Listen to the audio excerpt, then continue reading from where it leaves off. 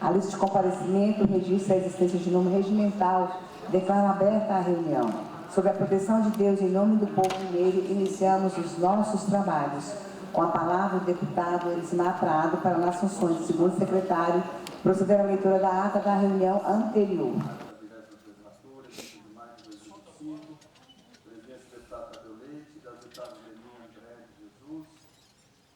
São 2h14, estamos de volta, interrompemos a reportagem que você estava assistindo na TV Assembleia, porque já foi aberta aqui no plenário a reunião ordinária desta quarta, aberta pela deputada Leninha, primeira vice-presidenta da Casa. E agora o deputado Elismar Prado está fazendo a leitura da ata da reunião anterior. Vamos acompanhar. Reabertos os trabalhos e nos termos do editado de convocação, passa a segunda parte da reunião em sua segunda fase.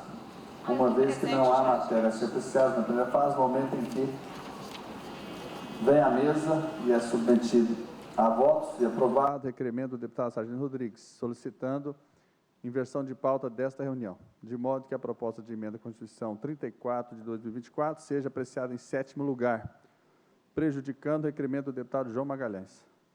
Anunciada a votação, em turno único, o projeto de lei número 1017 de 2019, vem à mesa e é submetido a votos e aprovado requerimento da deputada Bela Gonçalves, solicitando o adiamento de votação do referido projeto. Nesse passo, suscita a questão de ordem da deputada delegada Sheila, prontamente respondida pela presidência. Ato contínuo, é submetido à votação nominal e aprovado em segundo turno, projeto de lei 222 de 2023, na forma do vencido em primeiro turno. Anunciada a discussão, em turno único, do veto 24 de 2025, fazem uso da palavra para discuti-lo o deputado Cristiano Silveira, as deputadas Ana Paula Siqueira e Lohana. O deputado Sargento Rodrigues e a deputada Bela Gonçalves, após o que tem a matéria sua discussão encerrada. Na sequência, vem à mesa e é deferido pelo presidente o requerimento do deputado Cássio Soares, solicitando a votação destacada do parágrafo 1º do artigo 1º da proposição de lei complementar número 189. Isto posto, faz uso da palavra para encaminhar a votação. Deputada Beatriz Cerqueira, deputado João Magalhães, deputada Lohane e o deputado Noraldino Júnior. Após o que são submetidos à votação nominal, cada um por sua vez, sendo rejeitado o veto, salvo destaque e mantido o veto ao parágrafo 1º do artigo 1 da proposição. Ficando, portanto, rejeitado em turno único o veto número 24 de 2025, exceto o veto ao parágrafo 1º do artigo 1º da proposição de lei complementar número 189. A seguir é submetida à discussão, votação nominal e aprovado em turno único o projeto de resolução número 71 de 2025.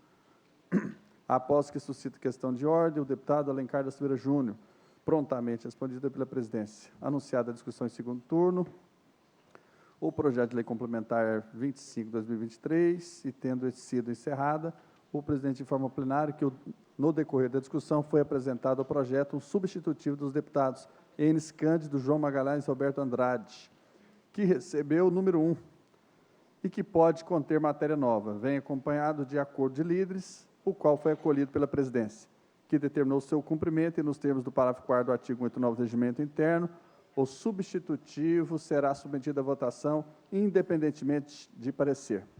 Submetido à votação nominal, é o substitutivo número 1 aprovado, ficando, portanto, aprovado em segundo turno o projeto de lei complementar 25 de 2023, na forma do substitutivo número 1. Nesse passo, são submetidos à discussão e votação nominal, aprovados, cada um por sua vez, em segundo turno, o projeto de lei 3.633 de 2022, na forma do substitutivo número 1, ao vencido em primeiro turno, e a proposta de emenda à Constituição número 34 de 2024, na forma do substitutivo número 1. Anunciada a discussão em segundo turno do projeto de lei 434 de 2023 e tendo esta sido encerrada, o presidente informa ao plenário que, no decorrer da discussão, foram apresentadas ao projeto 2 emendas da deputada Beatriz Cerqueira, que receberam os números 1 e 2 e, nos termos do parágrafo 2º do artigo 188 do Regimento Interno, encaminha as emendas com o projeto à Comissão de Desenvolvimento Econômico para parecer. Ato contínuo, é submetida à discussão e votação nominal e aprovado em segundo turno o projeto de lei 1890 de 2023, na forma do vencido em primeiro turno. Anunciada a discussão, em segundo turno, o projeto de lei 2650 de 2024 e tendo sido encerrada, faz uso da palavra para encaminhar a votação da matéria o deputado Dr. Maurício, após o que o projeto submetido à votação nominal é aprovado na forma do vencido em primeiro turno. Na sequência, são submetidos à discussão e votação nominal e aprovados, cada um por sua vez. Em segundo turno, o projeto de lei 3.106 de 2024, na forma do vencido em primeiro turno. Em primeiro turno, o projeto de lei 595 de 2023, na forma do substitutivo número 1. Anunciada a discussão em primeiro turno do projeto de lei 696 de 2023 e, tendo essa sido encerrada, faz uso da palavra para encaminhar a votação do projeto a deputada Marli Ribeiro. Após o que é o substitutivo número 3, submetido à votação nominal e aprovado, esse prejudicando os substitutivos número 1 e 2. A anunciada a discussão em primeiro turno do projeto de lei 1.218 de 2023 e, tendo essa sido encerrada, a presidência, nos termos do inciso 37 do artigo 82 do Regimento Interno, deixa de submeter o projeto à votação. Isso posto, são submetidos à discussão e votação nominal e aprovados, cada um por sua vez, em primeiro turno, os projetos de lei números 1.322 de 2023, 2.045 e 2.063 de 2024, esses nas formas do substitutivo número 1, 2.325 e 2.662 de 2024, este na forma do substitutivo número 2, prejudicando o substitutivo número 1. Anunciada a discussão, em primeiro turno, do projeto de lei 2.993 de 2024, e tendo essa sido encerrada, faz uso da palavra para encaminhar a votação da matéria o deputado Alencar da Silveira Júnior. Após o que é o substitutivo número 1, submetido à votação nominal e aprovado. Esgotada a matéria destinada a essa fase, passa-se a terceira fase da ordem do dia, quando são submetidos à discussão e votação e aprovados, cada um por sua vez, os pareceres de redação final dos projetos de lei números 3.363 de 2021, 3.464 e 3.789 de 2022, 76, 234, 778, 862, 1.101, 1.515 e 425 de 2023. A seguir, fazem uso da palavra para a declaração de votos os deputados Eduardo Azevedo, Alencar da Silveira Júnior e a deputada Amanda Teixeira Dias.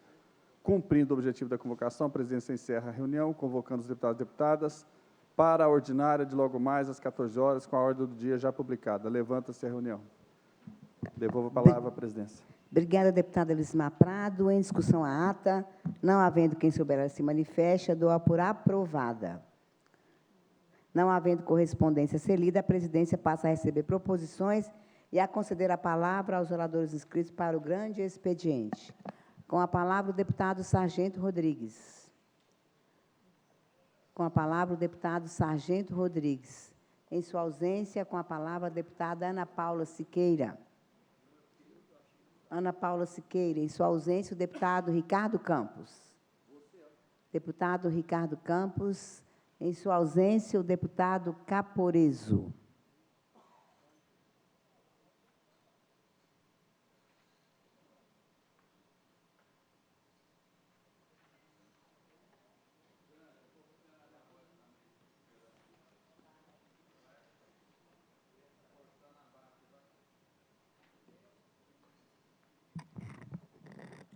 Boa tarde, presidente.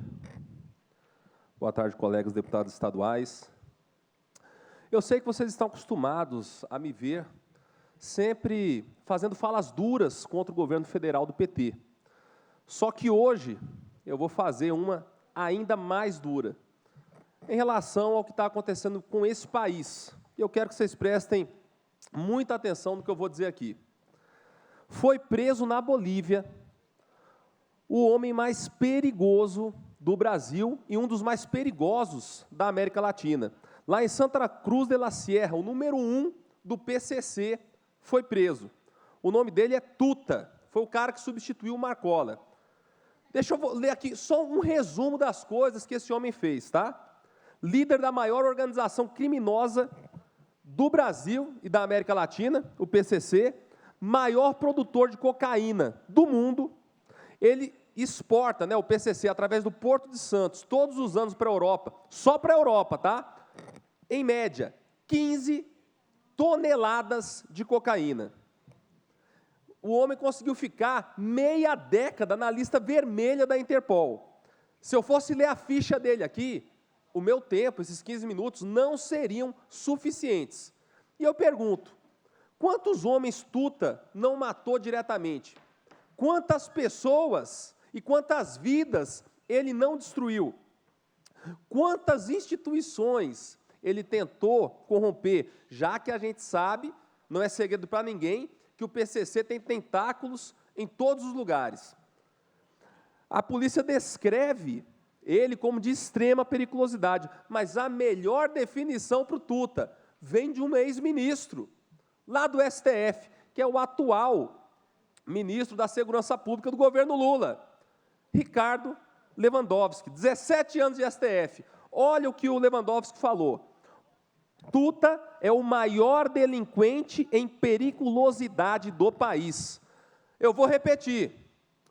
O maior delinquente em periculosidade do país. Parabéns, ministro Lewandowski, eu concordo, ele é isso mesmo. Agora, fiquem impressionados, por que o Tuta foi sentenciado a 12 anos de prisão, enquanto um pipoqueiro e um sorveteiro foram sentenciados a 15? Olha o tamanho do escárnio que acontece com esse país. Pessoas que estavam no dia das manifestações em Brasília, só porque ligaram nos arredores do Congresso Nacional o sinal de Wi-Fi, estão sendo condenadas de maneira genérica, com uma acusação genérica, apenas de 15 anos, enquanto o 01, o homem mais perigoso do país, foi condenado a 12 anos. Vocês não vão ver isso em lugar nenhum. Só quem fala isso para vocês aqui sou eu. E eu pergunto, aonde está o Senado Federal? Uma hora dessa para convocar, não estou falando convidar não, convocar o ministro Alexandre de Moraes, olhar nos olhos dele e perguntar o que está acontecendo aqui. Se ele acha certo o que ele está fazendo com esse país, condenando uma mulher como Débora a 14 anos, enquanto o 01 do PCC é condenado a 12. É uma esculhambação o que acontece com esse país hoje. Enquanto isso, recentemente, o que o Moraes faz? Ficou nervosinho. Ele ficou chateado com o general Freire Gomes, porque, segundo Moraes, o depoimento dele em juízo foi diferente do que teria falado para a Polícia Federal. Por qual motivo você ficou nervoso, Moraes? Um juiz tem que ser imparcial. Será que Vossa Excelência tem algum interesse pessoal no resultado desse julgamento para ficar tão chateado assim? Depois, Vossa Excelência falou o quê? Não permitirei circo no meu tribunal. Ministro Alexandre de Moraes, quem fez do STF, que não é seu tribunal, é o Supremo, ele não pertence a Vossa Excelência, pertence ao povo brasileiro, à instituição, e aos outros ministros também que lá estão, e que fazem parte, que devem ser servos conforme a população, e não senhores da vontade popular, guardiões da Constituição, e não corruptores dela. Foi o senhor que fez do STF um circo, e de todo brasileiro um palhaço, diante desse escárnio, desse processo que acontece hoje. Agora, mudando o assunto, eu achei interessante, porque o PT fala que defende a democracia, que luta pela democracia, e democracia isso, e democracia aquilo. Só que a pedra angular da democracia é a liberdade de expressão. Isso não apenas no Brasil, mas em qualquer democracia do mundo. Então, como que a esbanja, ela vai lá na China perguntar para o líder do Partido Comunista, Xi Jinping, o ditador do país, como eles podem ajudar a censurar o TikTok no Brasil? Primeiro, eles estavam em um jantar de líderes de Estado e não de governo. Não cabe debater esse tipo de coisa ali. E ela causou um desconforto e envergonhou o próprio marido. Só que, não satisfeita, ela conseguiu superar todas as expectativas. O presidente Lula, dia 13, para tentar passar pano para a Janja. Ele falou o quê? Que, na verdade, a iniciativa partiu dele e não dela. Que ele pediu essa ajuda para censurar o TikTok. E vejam só, eu vou abrir aspas para a resposta da Janja. Não há protocolo que me faça calar. Então, ela acabou de chamar o Lula de mentiroso, e falou que não foi o Lula, foi ela mesmo, e que não tem protocolo nenhum e que ela não vai ficar calada. É muita vergonha, né? Mas será que agora que a Janja chamou o Lula de mentiroso, o PT vai assumir que ele é isso mesmo, já que partiu da própria esposa dele, ou só vale quando é da esquerda, ou é só a direita que está inventando coisa contra o Lula?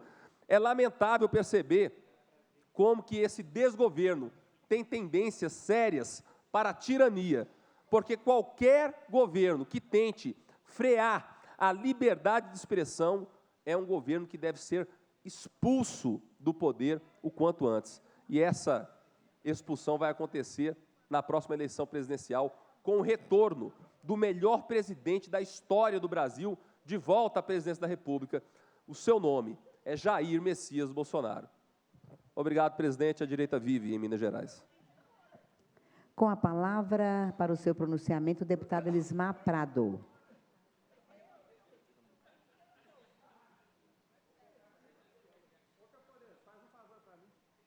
Pega esse caminhãozinho para mim.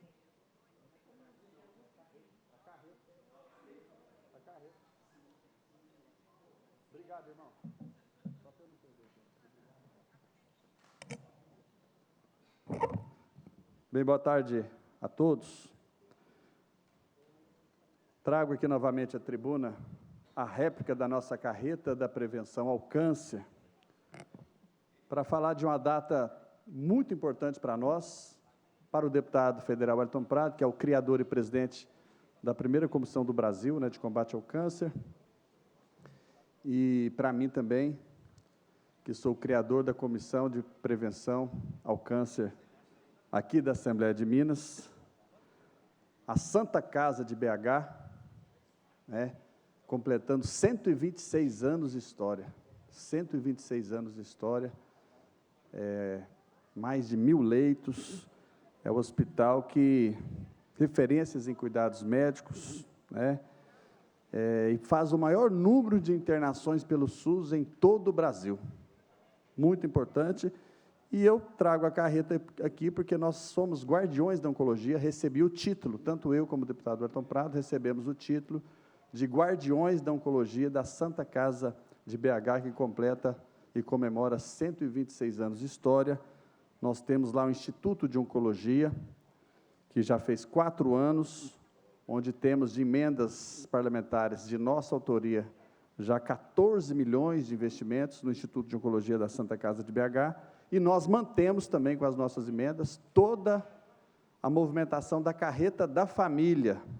Temos uma carreta semelhante a esta aqui, a carreta da família da Santa Casa BH, que já fez, até o momento, 2,2 mil atendimentos, 2.200 atendimentos nos municípios da região, e continua crescendo. Então, parabéns ao provedor, a todos os médicos, equipes, a todos os trabalhadores, todos que construíram essa grande história da Santa Casa de BH, que faz um trabalho extraordinário, onde tem o meu trabalho também, do deputado Wellington Prado, no Instituto de Oncologia da Santa Casa de BH, na carreta da prevenção que nós mantemos, inclusive lembro aqui do retinoblastoma, que é o câncer nos olhinhos das crianças, que nós retomamos também pela Santa Casa, porque quem era cometido por essa doença, criança, era obrigada a ir para São Paulo ou outros estados para buscar o tratamento avançado, e nós temos agora, em razão das nossas emendas e do trabalho que nós realizamos no Instituto de Oncologia da Santa Casa, a retomada do tratamento do retinoblastoma. Então, parabéns a todos. Essa carreta daqui é uma réplica de uma das nossas carretas, que pertence ao Instituto de Oncologia Júlia do Prado, de patrocínio, que é o nosso primeiro grande centro de prevenção, totalmente construído, totalmente equipado, e 100% mantido com as emendas do deputado federal Wellington Prado, que fez um compromisso de vida, de enquanto ele estiver na vida pública, vai manter totalmente, 100%, o funcionamento do Centro de Prevenção, que já fez, até o momento, 33 mil atendimentos. 33 mil atendimentos, dezenas de cidades, e continua, no momento aí, hoje, percorrendo os municípios, realizando os exames preventivos e a busca ativa. Inclusive, o Centro de Prevenção, né? Além da carreta, ele é um hospital dia e trata 70% do câncer inicial, mama, colo do útero, trata na própria unidade, que lá é um hospital dia. Nós temos também o Centro de Prevenção em Unai, com a carreta, que nós mantemos totalmente também, que está nesse momento em Chapada Gaúcha, e já temos os recursos na conta para a construção de um terceiro Centro de Prevenção em Uberlândia, que vai contar com a outra carreta da prevenção. Então, é o maior serviço de busca ativa, de rastreamento, de prevenção ao câncer da história de Minas Gerais, que é mantido pelos nossos mandatos, meu mandato e do deputado Wellington Prado. Aproveito todo esse assunto para parabenizar aí os 126 anos de história da Santa Casa de BH e do Instituto de Oncologia, que nós cuidamos, né? Já colocamos até o momento 14 milhões e mantemos também o funcionamento da carreta da família, já até o momento, já é recente ainda esse trabalho na Santa Casa, até o momento, 2.200 atendimentos. Mudo de assunto aqui rapidamente, ainda em tempo, presidente, para falar de um assunto de interesse dos consumidores. Lamentavelmente, mais uma vez a ANEEL, que é a Agência Reguladora do Setor Elétrico, aprovou de maneira abusiva, totalmente injustificável, um aumento na conta de luz, em média de 7,8%, acima da inflação, um crime, um roubo, um abuso. O deputado federal Wellington Prado, mais uma vez, o único a fazer a defesa dos consumidores na audiência pública da Agência Nacional de Energia Elétrica. Protocolamos oficialmente, não é só palavrório, blá, blá, blá, nós protocolamos documentos e contestações à justificativa que apresentaram para o aumento, que é abusivo, é crime, levando em conta que a CEMIG oferiu, no último ano, 7 bilhões de lucro, 7 bilhões de lucro. É uma empresa superavitária, né? Ela distribuiu para os acionistas, agora recentemente, 5 bilhões. 5 bilhões. Para eles não tem prejuízo. O prejuízo sempre fica para o bolso do consumidor, né? Rede elétrica sucateada, subestações sucateadas, transformadores sucateados de 30, 40 anos, né, de idade, não tem o menor cabimento, retirada das equipes de manutenção, um verdadeiro caos, né? O governo do Estado, que é controlador da CEMIG, está propositalmente desidratando a empresa, né? Ao invés de cuidar da empresa e garantir tarifas módicas, um serviço de qualidade, a empresa está sendo sucateada, mas a tarifa continua abusiva, salgada, absurda, e nós vamos recorrer à Justiça de mais esse aumento abusivo, inclusive já constatado pelo Tribunal de Contas da União, uma bandalheira total, corrupção, contratos fraudulentos, um verdadeiro roubo de bilhões da CEMIG, de bilhões, isso tudo constatado através do Tribunal de Contas da União, CPI da Energia Elétrica, que eu participei. Então, uma coisa absurda, mais esse aumento da CEMIG, né, acima da inflação, que nós vamos recorrer, contestar na Justiça, né, junto também à Comissão de Defesa dos Consumidores da Câmara dos Deputados, Tribunal de Contas da União, Polícia Federal, Ministério Público, onde seja para fazer justiça. Né, enquanto a CEMIG cobra esse valor abusivo, tem lucros bilionários, não utiliza parte dessa lucratividade para manter em dia a manutenção da rede elétrica. Na verdade, temos apagões em todo o Estado, levando prejuízos aos consumidores residenciais, comerciantes, homem do campo, um verdadeiro abuso. As pessoas têm que recorrer a uma burocracia imensa para tentar ressarcimento e não conseguem ressarcimento. Então, uma vergonha de fato, um crime. E quero parabenizar o deputado federal Wellington Prado, mais uma vez, o único presente na reunião da ANEEL, defendendo ali com muita força, com muita combatividade, os consumidores da CEMIG. Realmente uma vergonha mais esse aumento, mas nós vamos contestar na Justiça, e eu espero que se faça justiça aos consumidores mineiros, que pagam uma das tarifas mais caras do Brasil, mas recebem um serviço de péssima qualidade, um abuso, um roubo, um crime, uma vergonha e falta de respeito aos nossos consumidores. É isso, presidente. Obrigada ao deputado Elismar Prado. Com a palavra, o deputado Leleco Pimentel.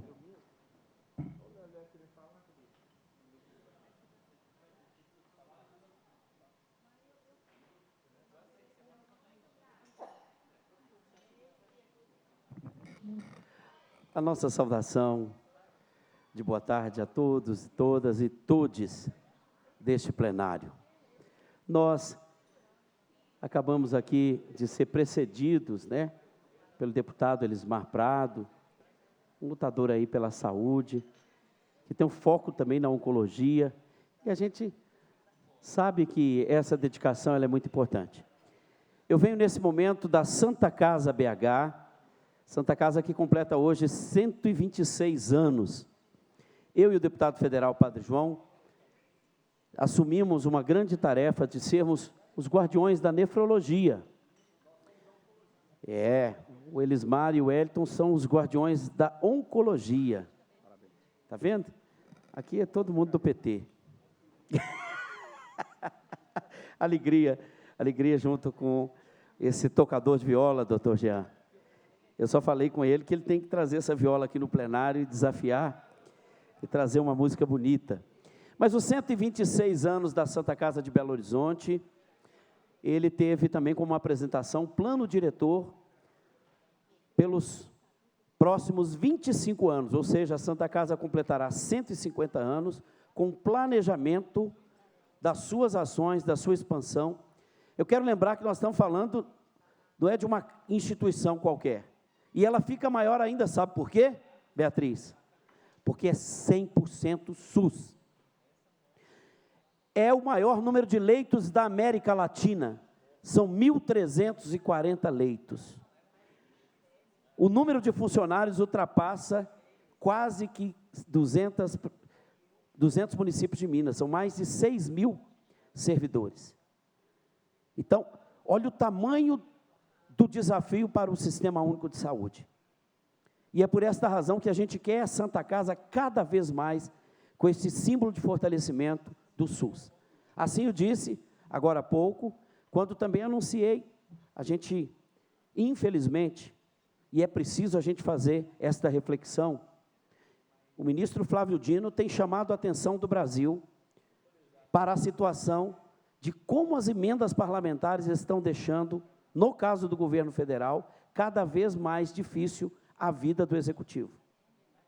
Em Minas Gerais deve estar bom, porque a cada votação que acontece, a gente tem notícia que o deputado ou a bancada já foi lá negociar um pouquinho mais com o Zema, mas não tem sido assim a vida do governo federal. Hoje, para se ter ideia, tanto o Senado quanto a Câmara concentram, às vezes, posso dizer, o resultado de emenda parlamentar de um deputado é maior do que o orçamento de que 1, 2, 3 ministérios juntos. Imaginem que 3 ministérios, para ter políticas públicas, têm menos recursos do que as emendas individuais. É por esta razão que o Flávio Dino tem que levar à frente, assim como ele enfrentou esta tal emenda do relator, deputado Eli Tarquínio, ele vai enfrentar agora essa tal emenda individual obrigatória, que o Estado brasileiro, vamos dizer assim, o governo federal, estadual e os municípios, começam a colocar sob a tutela da chantagem nas casas legislativas. Isso é muito cruel e grave. Eu disse isso na Santa Casa de Belo Horizonte, de que nenhum deputado deveria orgulhar-se de levantar a voz em qualquer lugar e dizer, eu enviei recurso para aqui, para acolá. Primeiro que não condiz com a verdade. A verdade é que o orçamento público é a função do Estado no ajuntamento da riqueza dos trabalhadores que tiram em cima dos seus ombros para poder o Estado redistribuir em serviços, em políticas públicas. Então, não é deputado algum que manda recurso para lugar algum. É o Estado brasileiro que, por meio de políticas públicas, deveria. Eu até me lembro que estudei muito sobre o orçamento impositivo dos Estados Unidos. De vez em quando a gente fala alguma coisinha que nos Estados Unidos tem de bom, né? Uma das coisas é o orçamento impositivo. Completamente impositivo. Não é um orçamento cujo percentual tem que ser distribuído para educação, para a saúde. Eu acho que deveriam ser percentuais muito maiores no Brasil, para dar conta dessas duas importantes políticas públicas. No entanto, não existe orçamento negociado, porque existe um planejamento e a imposição desse orçamento se dá para a sua completa aplicação, 100%. No Brasil não é assim. O orçamento, infelizmente, ele fica hoje, e tem sido cada vez mais frequente, câmaras que vão aí entendendo que melhoraram a sua relação, porque agora os vereadores também têm emendas impositivas. Lamentável a situação da política quando ela está de joelhos para a economia. E aqui também isso se transcreve, porque se é a regra do econômico que comanda a política, quem tem mais ganha mais, quem tem menos fica sem nada. E este é um princípio da injustiça, que não pode ser aplicado. A regra do orçamento público no Brasil, se não tiver um parador, parabéns ao ministro Flávio Dino, que está tocando o dedo na ferida. Olha, deputado Eli Tarquínio, não é uma, nem duas ou três vezes nessa semana que a gente escutou que os vereadores, ou até que os parlamentares não estão dando a mínima para aquela casa legislativa. Não tem mais sentido. No outro dia eu vi aqui alguém dizendo, olha, aqui ainda vocês se tratam bem, e dizendo que é só instalar a reunião naquela Câmara, que a brigaiada acontece, não tem um projeto de lei para votar, e não tem nada para fazer. A Câmara de Belo Horizonte, e que aqueles que queiram me criticar, possam entender o motivo da minha fala, a Câmara de Belo Horizonte tem sido um palco de hostilidade, na relação entre os vereadores e a completa ausência de uma agenda política. O esvaziamento da agenda política se dá pela submissão às emendas parlamentares, que são o dedo pessoal, ou seja, contrariando um dos princípios da administração pública, que é a impessoalidade. A impessoalidade, ela é contradita quando aquele que é um agente público e que exerce o cargo pelo voto, passa a exercê-lo sob o poder de quanto valor de emenda possui, trazendo aquela benesse, aquela imagem para a sua pessoa. Portanto, descumpre com a impessoalidade. E o pior, aqui também tem outro princípio que vem sendo vilipendiado, destruído, que é o princípio da economicidade. Nós estamos vendo a coincidência de recursos públicos, às vezes, indo para determinado lugar, os dois, os três, porque a disputa política não foi resolvida, e aí o deputado acha que mandando o recurso, ou um pouquinho a mais, ele vai ser melhor do que o outro, porque ele precisa ter mais voto do que o outro.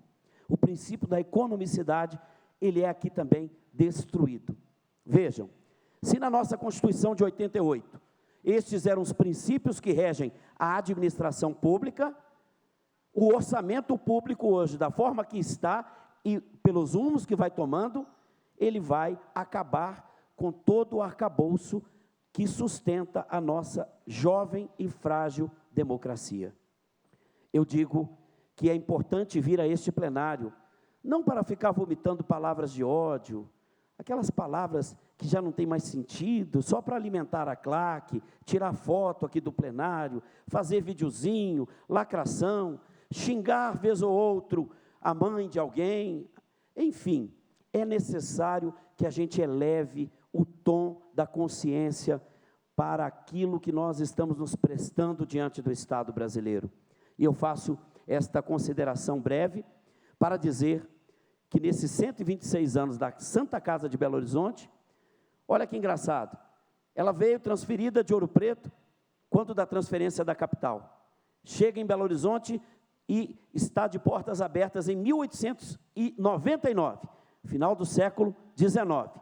Ultrapassa o século XX, com a maternidade Hilda Brandão, com todo o arcabouço da secularização da morte e da saúde, porque no padroado, Santas Casas se via para ir para morrer. Não era lugar de cuidado para com a vida no conceito após a secularização da morte e da saúde, do corpo.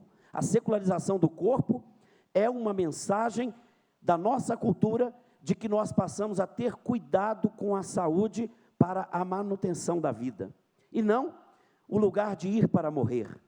Por esta razão, atravessa o século XX e em pleno século XXI, a Santa Casa de Belo Horizonte apresenta com 100% SUS um dos lugares mais importantes, seja no tratamento da oncologia, na nefrologia e outras especialidades.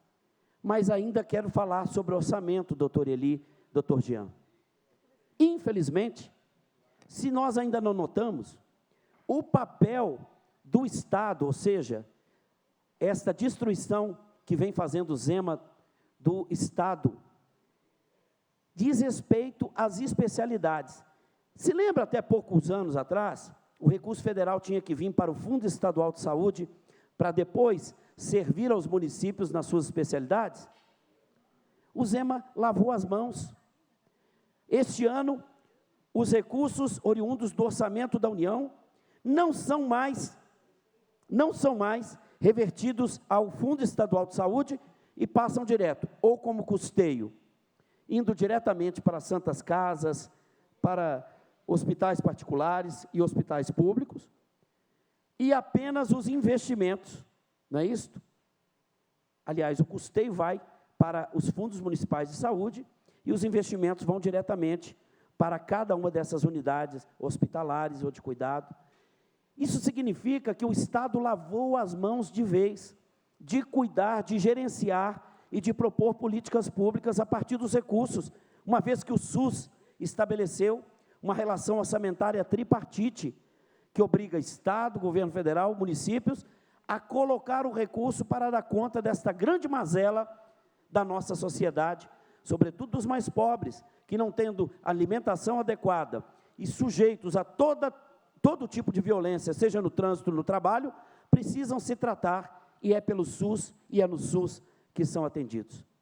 É por esta razão que refletir sobre os rumos do orçamento, aqui neste plenário, é também uma das etapas importantes para o nosso aumento do nível de consciência. E cada parlamentar, eu tenho certeza, que vai se colocando para as suas bases eleitorais, cada vez mais presos a esta condição de ter que demonstrar que a sua ação vem por meio de emenda parlamentar, isso apequena o Estado e não possibilita, nós que ainda temos a utopia desse Estado, no mínimo, ser um Estado social, e não estou aqui fazendo uma analogia ao welfare state, eu estou dizendo que se o capitalismo arrecada a partir da exploração do trabalho, e nós precisamos socializar esses recursos para o atendimento de todos, nós só podemos estar falando de uma base que dita o socialismo possível, urgente e necessário para a distribuição dos recursos. Não dá para que a gente tenha nas mesmas bases do capitalismo, pessoas transformando emendas parlamentares em mercadoria, em negócio, inclusive no pior dos malefeitos desse ato, que é a corrupção. A corrupção, aquela que faz com que o recurso ainda retorne para o bolso ou para as suas benesses como fruto daquilo que é ilegal, ilegítimo e imoral, que é esse mal que padece a sociedade brasileira, que é a corrupção. Por esta razão, eu quero ainda, no tempo que me resta, trazer aqui esta reflexão, nesse centenário, com mais 26 anos, né? Então, 70º, 26º aniversário da Santa Casa de Belo Horizonte. Em tempo, estivemos também hoje na Comissão de Educação, junto à presidenta, nossa querida presidenta, que é a referência para nós em educação nesta Assembleia, e parabenizamos também pelo centenário a Escola Estadual, que hoje tem como diretor o Magela, em Ibirité. Educação e saúde, estas são as chaves para a libertação e para que a gente tenha a condição digna de vida. A saúde do planeta, a saúde da nossa consciência, ela se junta quando nós buscamos no esclarecimento, e aqui eu quero lembrar de Immanuel Kant, só se torna maior aquele que se liberta pelo esclarecimento. Muitos menores continuarão menores porque não têm esclarecimentos, e muitos maiores são menores porque muitas vezes se confundem com o dinheiro, com a emenda e com a corrupção. achando que estão ajudando o Estado brasileiro. Muito obrigado, presidenta. Essas são as contribuições de reflexão deste plenário nessa tarde de 21 de maio de 2025. Obrigada, deputado Leleco Pimentel. Com a palavra, o deputado Carlos Henrique.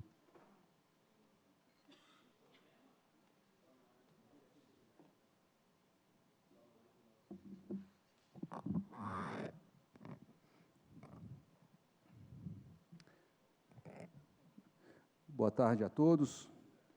Eu vou tentar até ser mais breve possível, não utilizar todo o tempo, até porque a deputada Beatriz deseja fazer uso da tribuna e, como sempre, traz assuntos importantes e relevantes de interesse de toda a sociedade. Mas eu vou ter que discordar um pouco do deputado que me antecedeu e fazer defesa da política e do recurso público oriundo de emendas parlamentares.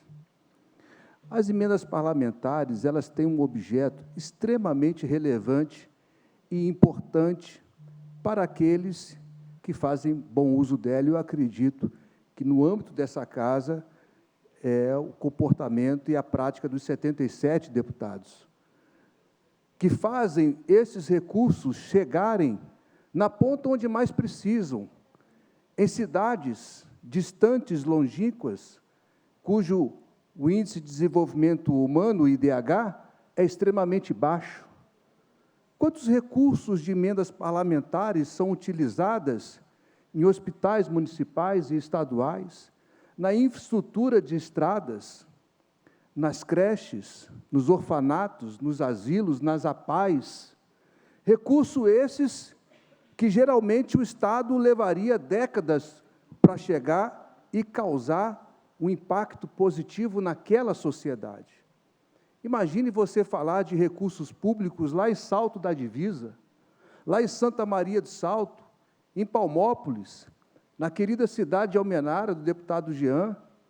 Quantos recursos de emendas parlamentares, como o deputado Jean, este deputado, encaminhou para regiões do Vale do Jequitinhonha, e que mudaram a realidade, em muitos casos. Eu vou citar aqui uma cidade chamada Bandeira, que eu atuo lá há praticamente 20 anos, uma cidade precária, sem infraestrutura alguma, e as emendas parlamentares chegaram lá, e hoje nós temos uma cidade no seu centro, toda ela pavimentada e iluminada, com recursos de emendas parlamentares. Claro que é recurso de orçamento, é recurso do orçamento público. O orçamento é público, o orçamento não é do deputado, o orçamento é público. O salário que nós recebemos é um salário oriundo do recurso público. A estrutura dessa Assembleia, ela advém de recursos públicos. O trabalho do Parlamento, de uma Câmara Municipal, de uma Assembleia Legislativa, ela advém de recursos públicos. Tudo que se faz com recursos públicos, eles precisam ser muito bem empregados e com muita responsabilidade e transparência. O deputado que me antecedeu, ele tem toda a liberdade de abrir mão dos seus recursos públicos e não destinar recurso algum para as suas bases eleitorais. Seria um grande exemplo que Vossa Excelência poderia dar de postura, de coragem, né, de afirmação do seu discurso, né? Convido o deputado a praticar esse tipo de prática, a fim de ser coincidente com aquilo que Vossa Excelência vem aqui nesse Parlamento e fazer a crítica, que é a democracia. Mas eu queria vir aqui ampliar um pouco o meu debate, a minha fala, antes de dar a palavra à deputada Amanda Teixeira, que pediu uma parte. Se quiser, deputada, a senhora pode fazer uso agora e depois eu termino aqui a minha fala. A senhora deseja fazer uso? Só dá tempo de eu finalizar aqui o meu raciocínio, tá bem? Sim, deputado, muito obrigada pela parte. A minha fala é bem rápida. Por ironia do destino, os senadores não representam o povo brasileiro, literalmente. Eles representam os estados da federação. E hoje, o que vemos é que a maioria dos senadores são uma vergonha nacional. Gostaria de retirar da minha fala a grande amiga Damares, que é a melhor senadora que o Brasil já teve, que luta contra o abuso, exploração sexual infantil de maneira ferrenha, também o amigo senador Cleitinho, que faz tantas denúncias importantes para o nosso país, e dizer que a maioria desses senadores são um desserviço para o povo brasileiro que paga os salários deles. Enquanto a população reclama nas ruas, nas redes sociais, enquanto milhões e milhões se reúnem em manifestações vestidos de verde e amarelo e pedem pelo impeachment de Alexandre de Moraes, o Senado se omite, o Senado se cala. Eu acredito que falta coragem, falta vergonha no Senado Federal, falta um cabra macho na presidência do Senado Federal para pautar impeachment de ministro do STF. E agora querem mudar o mandato de senador de 8 anos para 10 anos. Isso é um projeto de poder para que o Senado continue sendo puxadinho do STF, que se cale enquanto o STF prende pipoqueiros, vendedores de algodão doce, censura as redes sociais de opositores, enquanto o STF manda e desmanda nesse país, é um poder supremo. Então, gente, o recado que eu quero dar aqui hoje, que o tempo é curto, é que realmente o povo brasileiro não pode se calar. Não aceitamos esse projeto de poder. Sem o teste das urnas, nós estamos cada vez mais próximos de formar um Senado corajoso para retirar ministro que não respeita a Constituição Federal desse país. E esses senadores terão que ser testados nas urnas, não cargo quase que vitalício, um projeto de poder. Muito obrigada e um agradecimento especial ao deputado Carlos Henrique. Eu concordo com as suas palavras, deputado Carlos Henrique. As emendas são realmente muito importantes para que chegue na ponta, chegue para o povo que mais precisa. Obrigada. Obrigado, deputada Amanda. Ainda falando de emenda parlamentar, sexta-feira eu tive a honra de estar na cidade de Pedra Azul e, por meio de envio de emenda parlamentar, nós fizemos, finalmente, ao lado do governador Romeu Zema, a entrega da tão sonhada certificação, o registro do queijo cabacinha. É um sonho de décadas dos produtores daquela região. Os produtores do queijo cabacinha sonhavam por este momento e o instrumento da emenda parlamentar possibilitou que a Emater, EPAMIG, as instituições do Estado pudessem fazer a pesquisa para que, finalmente, o queijo ele pudesse ser reconhecido, muito além de um patrimônio do Vale do Jequitinhonha, de Minas Gerais, mas um instrumento de redenção que fortalece a economia, a atividade daqueles produtores daquela região.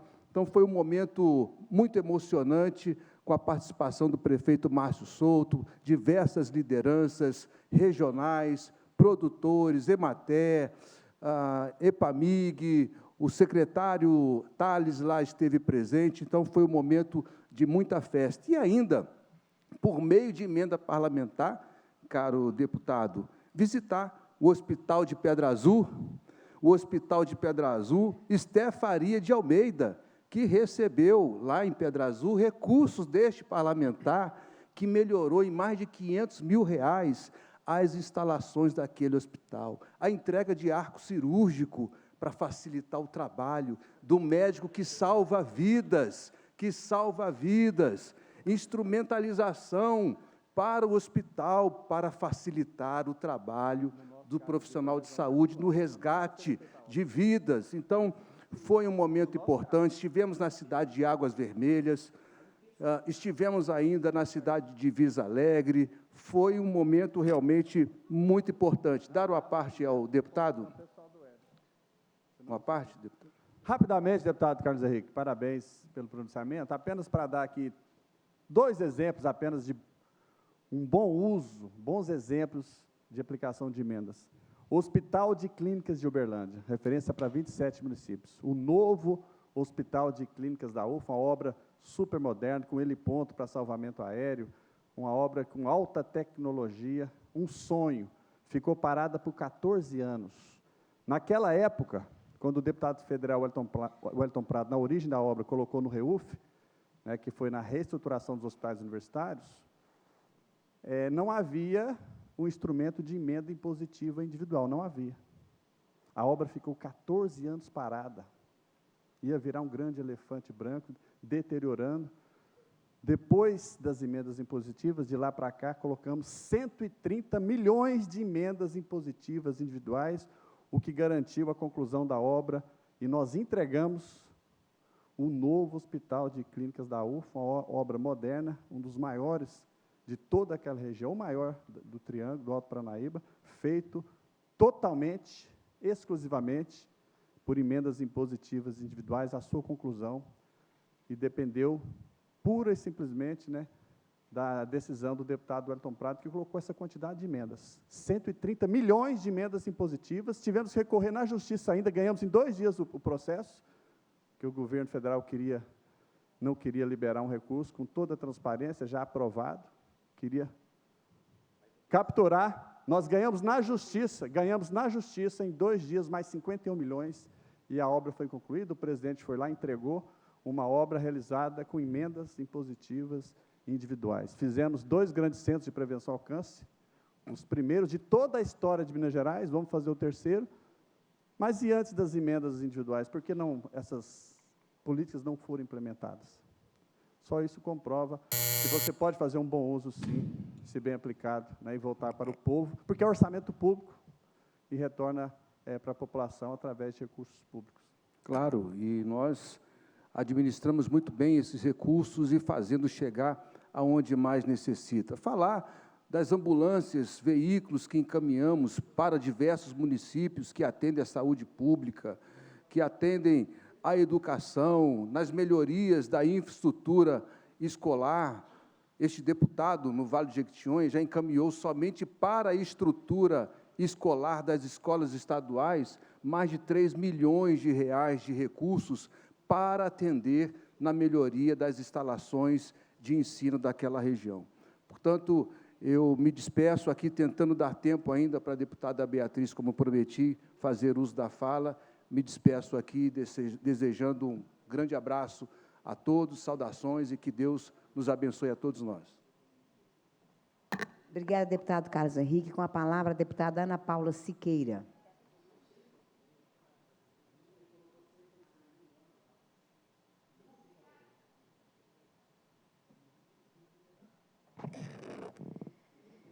Caríssimas deputadas e deputados, todo o povo de Minas Gerais que nos acompanha nessa sessão de plenário de hoje, eu quero aqui chamar a atenção da nossa população e dos nossos deputados e deputadas para uma estimativa absurda. A Organização Mundial da Saúde estima que 320 crianças são exploradas sexualmente a cada 24 horas no Brasil. Essa estimativa é absurda, gente. 320 crianças exploradas sexualmente em 24 horas no país. O combate ao abuso e à exploração sexual de crianças e adolescentes é uma obrigação de todos nós. E nós estamos no mês do Maio Laranja, um mês onde nós fazemos toda uma campanha, toda uma mobilização, chamando a atenção da nossa sociedade, da nossa população, convocando as pessoas para o enfrentamento a essa dura realidade. Essa campanha é muito importante porque ela busca dar visibilidade a uma realidade cruel e brutal que impacta decisivamente a vida das nossas crianças e adolescentes, em sua maioria meninas, em sua maioria meninas negras.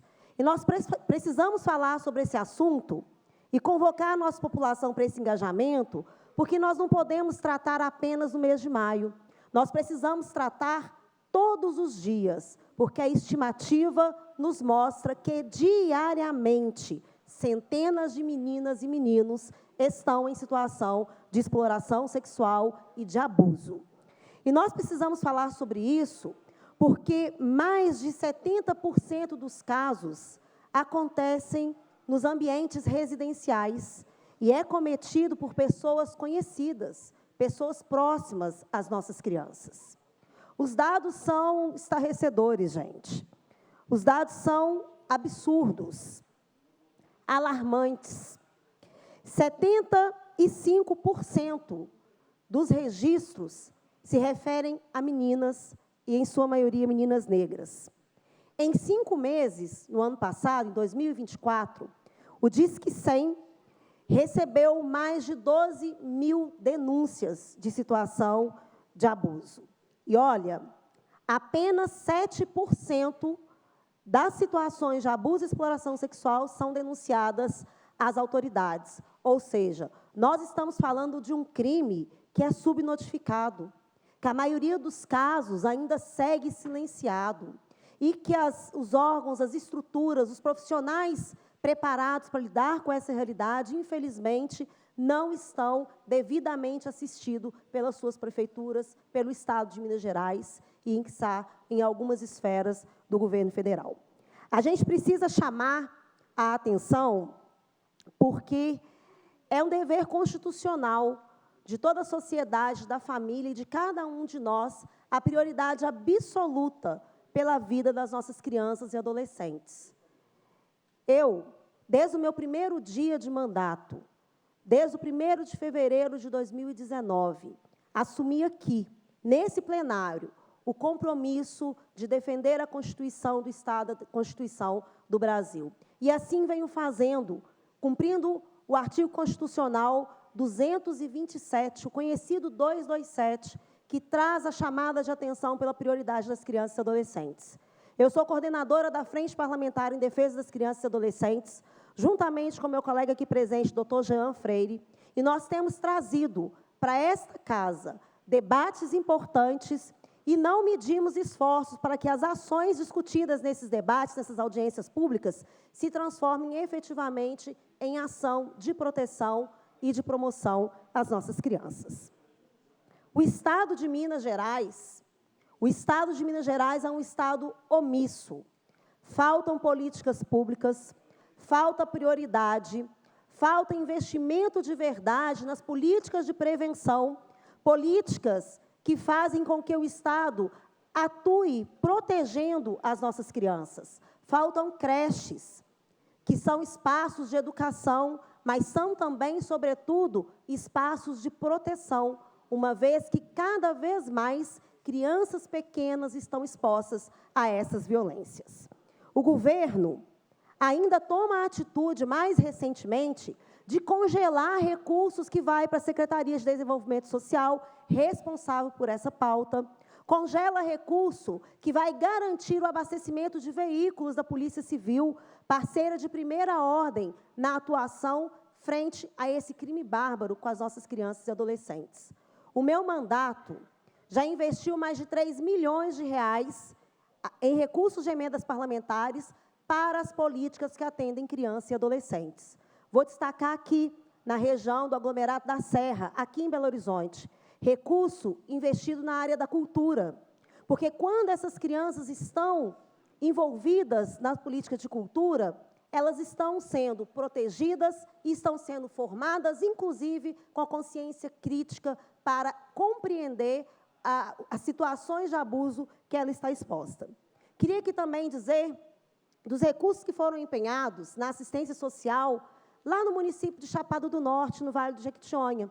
Recurso esse fundamental para que a Associação Achante, que atende meninos e meninas da periferia de Chapada do Norte, que faltam a eles muita assistência, e a gente tem conseguido chegar com esses recursos para atender crianças e adolescentes. Destaco também os robustos investimentos que fizemos na área da educação, tanto em Belo Horizonte, como especialmente no município de Nova Era, junto com o nosso prefeito, Chay, que levou estrutura para dentro das escolas, especialmente das escolas que atendem a primeira infância, para proteger e ampliar o cuidado e a acolhida com a nossa população. No esporte, Posso dizer aqui várias outras tantas iniciativas, em Betim, em outros municípios, assim como um investimento importante numa orquestra de música do município de Matozinhos, porque quando as crianças estão nessas políticas, nós estamos fazendo prevenção, nós estamos promovendo educação e abrindo um horizonte de atuação para essas crianças. Isso o governo do Estado não tem feito. E aí, gente, a gente não pode perder a oportunidade de estar aqui nessa tribuna para chamar a atenção de cada um de nós para esse compromisso e essa luta, que não é só minha, mas que é obrigação de todo mundo. Domingo passado, dia 18 de maio, o Dia Nacional de Conscientização de Enfrentamento ao Abuso e Exploração Sexual, eu estava na Feira Hip, em Belo Horizonte, numa grande mobilização articulada por várias instituições do terceiro setor, que tomaram as ruas, tomou a Avenida Afonso Pena para levar essa mensagem e convocar as pessoas. Durante o nosso percurso, deputada Beatriz, nós encontramos várias pessoas que ali manifestaram gatilhos do impacto que uma situação de violência e de abuso faz com o corpo, com a alma, com a lembrança delas. Foram casos que nos foram contados ao longo daquela avenida, cada um mais assustador que o outro.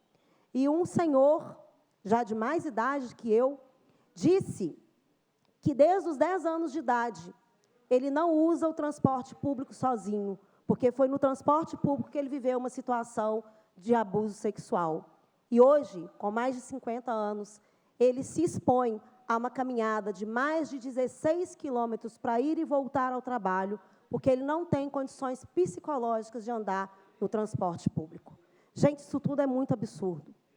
Eu subo mais uma vez a essa tribuna para dizer que nós não podemos medir esforços nesse enfrentamento. Participei semana passada, representando o presidente Tadeu, num seminário no Ministério Público, onde nós discutimos a exploração sexual e o abuso através da internet. Gente, a internet funciona como uma esquina escura, e nós não podemos deixar as nossas crianças, nossos adolescentes expostos a tanta crueldade e a tanta covardia. Vindo para cá, deputado Jean, eu assisti uma reportagem do Profissão Repórter, que mostrou como as pessoas atuam no cenário da internet para cometer um abuso com uma criança. Eu estou estarrecida. A reportagem conseguiu pegar o exato momento que um homem entra na cena daquele filme, daquela participação que a criança estava fazendo, e aí ele começa a passar alguns comandos. E aí, gente, é sobre isso. Nós não podemos permitir o uso da internet pelas nossas crianças e adolescentes sem a devida supervisão. As pessoas estão agindo com muita crueldade, com muita covardia. Eu, antes de atuar como deputada estadual, eu sou assistente social, eu sou educadora, eu sou mãe. Eu sou uma pessoa que trago aqui para a Assembleia histórias de vidas de muitas pessoas que vivem nas comunidades mais esquecidas pelo poder público, que são as periferias, onde elas não estão isentas de sofrer essa realidade. E a gente sabe a dor dessas pessoas. Eu imagino a dor de uma mãe, de uma família, ao conseguir identificar uma criança que passou, muitas vezes, 5, 6 anos sem ter condições de revelar o abuso que ela passava por alguém que estava ali, debaixo do mesmo teto. Gente, isso me corta a alma. E só aumenta o meu compromisso de, através da nossa atuação na Assembleia, do meu mandato, da minha atuação política parlamentar, de balançar essa estrutura do Estado, que fecha os olhos para essa realidade, que ocupa as redes sociais para fazer gracinha, para falar mal dos outros e não tomar tento e responsabilidade da sua obrigação, porque é isso que o governador Zema tem feito. Uma parte para o doutor Jean. Vou ser muito breve, deputada Ana Paula, mas hoje foi votado um veto do governador aqui nessa casa, e nós vimos assim como o governo operou, né, para manter o veto ao projeto do deputado Cristiano. que trazia a questão da violência contra as mulheres, e hoje a gente fala muito da violência contra mulheres e meninas, né? E que caminha junto com a violência e exploração sexual das nossas crianças e adolescentes. Com certeza, nos 15 minutos que Vossa Excelência faz essa fala aí, mais uma criança é violentada nesse estado. Eu uso esse microfone, eu só queria, na verdade, dizer uma coisa, deputada Ana Paula. Eu me orgulho de estar ao seu lado, na frente parlamentar em defesa da criança e do adolescente.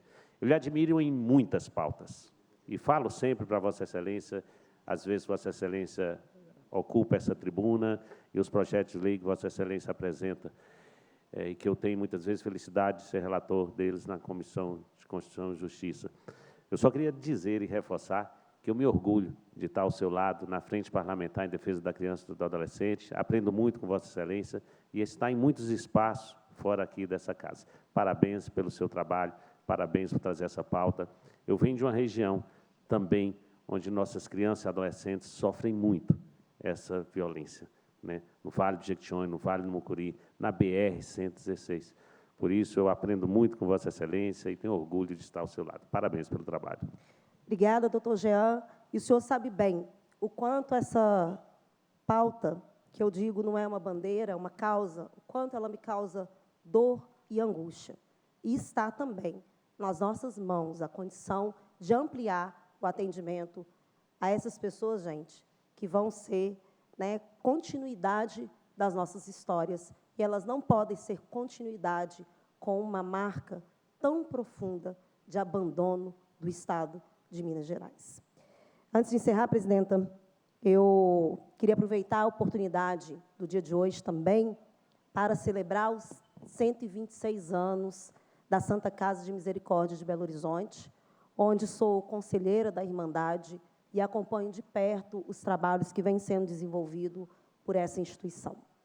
Um atendimento não só aos belo-horizontinos, às belo-horizontinas, como a todos os mineiros e mineiras.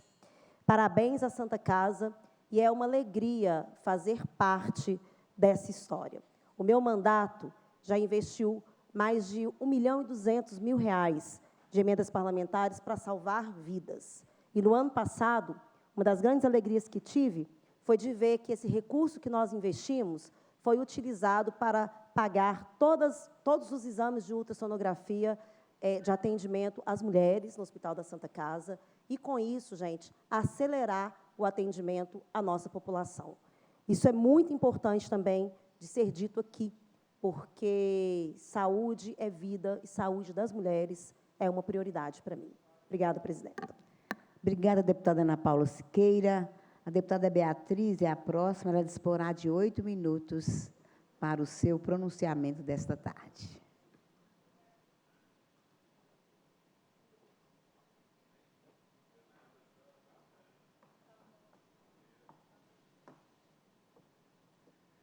Obrigada, presidenta. Boa tarde aos colegas parlamentares, à imprensa, a todos que acompanham esse plenário. 8 minutos são suficientes, presidenta, para que eu possa cumprimentar também a presidenta da Comissão dos Direitos da Mulher dessa casa, a deputada Ana Paula Siqueira. Mas 8 minutos são suficientes para que eu possa externar a minha indignação e um pouco de vergonha, porque o resultado da votação total do veto, que aconteceu hoje pela manhã, não fica um resultado de oposição e base de governo. Depois da votação, é o resultado do que a Assembleia Legislativa devolve à sociedade. Durante os debates aqui, aí o projeto de lei complementar, diferente do que foi dito aqui de manhã, não era de autoria do governador, né?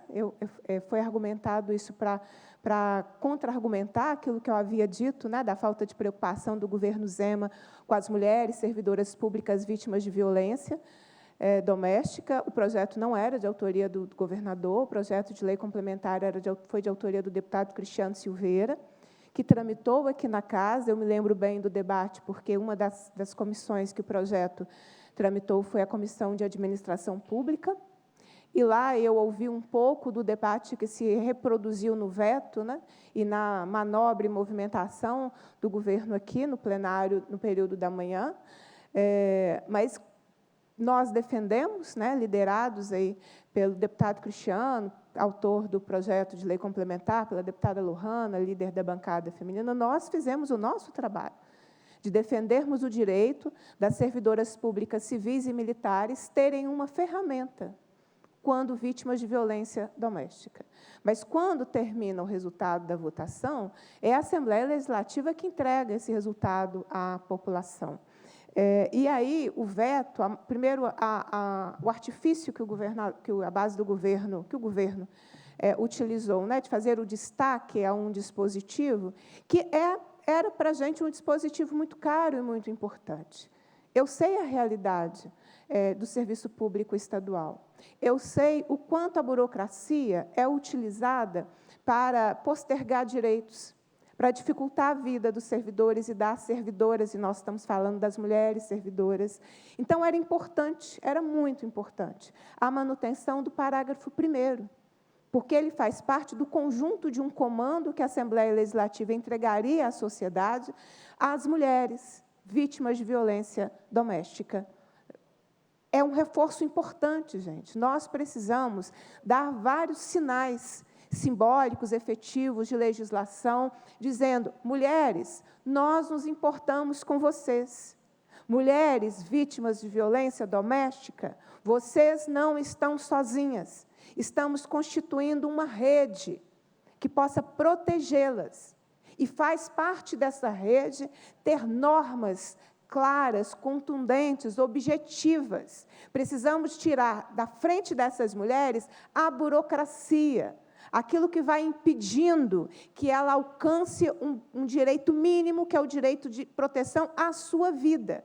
O recado de hoje de manhã, com a votação que aconteceu, foi um recado péssimo, foi um recado ruim, em que pese nós termos ganhado na votação, fomos 35 parlamentares votando pela integralidade do texto e não aceitando, né, esse destaque, que foi a votação em separado, os 35 deputados e deputadas contra esse destaque do governo. Outros 19 deputados votaram na estratégia do governo para retirar aquilo que o governo quer ter o controle burocrático. Esse debate, eu acho que a gente precisa aprender a entender melhor o contexto de uma proposição quando ela vem ao plenário. Esse debate ele começou lá na Comissão de Administração Pública, quando o governo foi colocando dificuldades. A gente precisa contar como é que foi o debate dessa proposição. O governo foi colocando dificuldades. Mas nós não sabemos que momento que a mulher foi vítima da violência, então precisa ter um marco temporal. Eu olhei para os colegas deputados que estavam dizendo isso. É sério? É sério que já é tão difícil a mulher romper o silêncio da violência que vive, mas é preciso que um terceiro delimite um marco temporal? O marco temporal meu, se eu for agredida, é qual? O hematoma? O sangue? Qual é o marco temporal? Esse debate foi um debate desse projeto de lei complementar na Comissão de Administração Pública. Não temos como provar.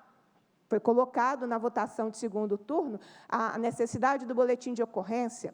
Outros termos que o governo do Estado quis que estivessem no texto foram acrescentados. O deputado Cristiano Silveira, na coletiva à imprensa no período da manhã, fez esse resgate da tramitação. O deputado Cristiano Silveira cedeu em vários pontos entre o texto do primeiro turno e do segundo turno. Não só o deputado Cristiano Silveira, todos nós, de alguma forma, mediamos para que se chegasse numa convergência de uma proposição que fosse aprovada. E depois de todas as convergências necessárias para que o governo não colocasse problemas à votação em plenário, o governador vetou. E, na volta do veto, o que a gente entrega à sociedade? Derrubamos parte do veto, mas parte foi mantida. Aquela parte do veto que coloca condicionantes, porque o governo quer isso. Qual foi o argumento entre nós aqui? Mas e se não tiver vaga naquela localidade? Quer dizer, o governo quer ter instrumentos para impedir ou dificultar o direito da mulher servidora pública, civil ou militar, vítima de violência doméstica, a utilizar esse instrumento para se afastar do agressor. Às vezes, a mudança de casa é suficiente. Às vezes, a mudança de bairro é suficiente. Às vezes, não é suficiente. Às vezes, nós precisamos nos afastar mais do ambiente do agressor, das condições que o agressor controla. Às vezes, a gente precisa mudar de bairro, de região, de cidade. Essa era a importância de todo o texto do projeto. Mas o governo colocou dificuldades desde o início, vergonhosamente. O governo foi colocando dificuldades para dizer dos problemas que teria em proteger as suas servidoras vítimas de violência doméstica. Então, não adianta, no Assembleia Fiscaliza, aparecer com um tanto de números e PowerPoints bonitinhos, dizendo das políticas relacionadas às mulheres, porque, na prática, o governo Zema não quer proteger as suas servidoras vítimas de violência doméstica. E, lamentavelmente, teve aqui na casa 19 colegas que concordaram com essa visão de mundo do governo Zema. Obrigada, deputada Beatriz Cerqueira. Esgotado o prazo destinado à primeira parte, a presidência passa à segunda parte da reunião com a primeira fase da ordem do dia, compreendendo os atos da presidência, as comunicações e a apreciação de pareceres, requerimentos e indicações. Estão abertas as inscrições para o grande expediente da próxima reunião. Pela ordem, senhor presidente. Questão de ordem, deputado doutor Jean. Presidente, eu gostaria de pedir 1 minuto de silêncio pelo falecimento de uma pessoa muito próxima, o professor Lucas Souza Machado, Lucas Souza Jardim, falecimento do professor Lucas Souza Jardim, na cidade de Felisburgo, professor da rede estadual, fez um trabalho importante naquela cidade, um amigo, primo meu, e muitas vezes nós pedimos aqui 1 minuto de silêncio por muitas pessoas, por muitas autoridades, e hoje também eu queria pedir 1 minuto de silêncio para uma pessoa muito especial na minha vida, uma amiga, Rita de Cássia, Cassinha, de 58 anos, portadora, uma pessoa com deficiência, que aos seus 58 anos alegrou muitas pessoas na cidade de Almenara. Sobrinha do meu amigo, Ademir Gobira, ex-prefeito, irmã da minha assessora Raquel, filha de Dona Neiva, irmã da Fabíola, do Paulo César. E sempre que eu chegava naquela cidade, ia visitar a Cassinha, ela contava muitas histórias, mostrava os presentes que ela ganhava, e sempre me chamava para uma brincadeira, sempre me chamava para brincar de vida. A última vez que eu estive lá, ela me chamou para brincar de vida. Cada um cuida da sua. Assim que ela dizia para a gente, vamos brincar de vida? Cada um cuida da sua. Ela foi acometida por uma neoplasia, ficou internada vários dias no CTI e faleceu ontem. Queria pedir 1 minuto de silêncio para a minha querida amiga Cassinha. É regimental, façamos 1 minuto de silêncio.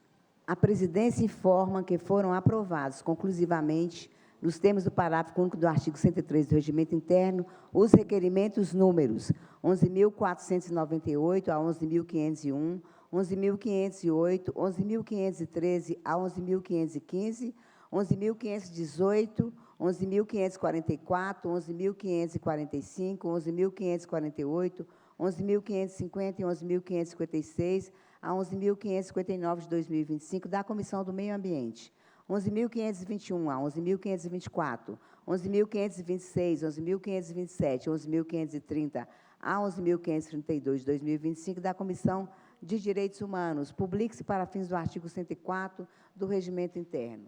As comissões permanentes comunicam a apreciação conclusiva de matéria nas seguintes reuniões. Comissão de Prevenção e Combate às Drogas, reunião ordinária de 7/5 de 2025. Comissão de Agropecuária, reunião ordinária de 13/5 de 2025. Comissão de Segurança Pública, reunião ordinária de 14/5 de 2025. Comissão de Transporte, reunião ordinária de 20/5 de 2025. E Comissão de Educação, reunião ordinária de 21/5 de 2025. A presidência encerra a reunião e convoca as deputadas e os deputados para a reunião ordinária de amanhã, dia 22, às 14 horas, com a ordem do dia a ser publicada, e para a reunião especial também de amanhã, às 19 horas, destinada à entrega do título de cidadão honorário do Estado de Minas Gerais ao senhor Jorge Ribeiro de Almeida, fundador e presidente do Grupo Vila Galé. Levanta-se a reunião.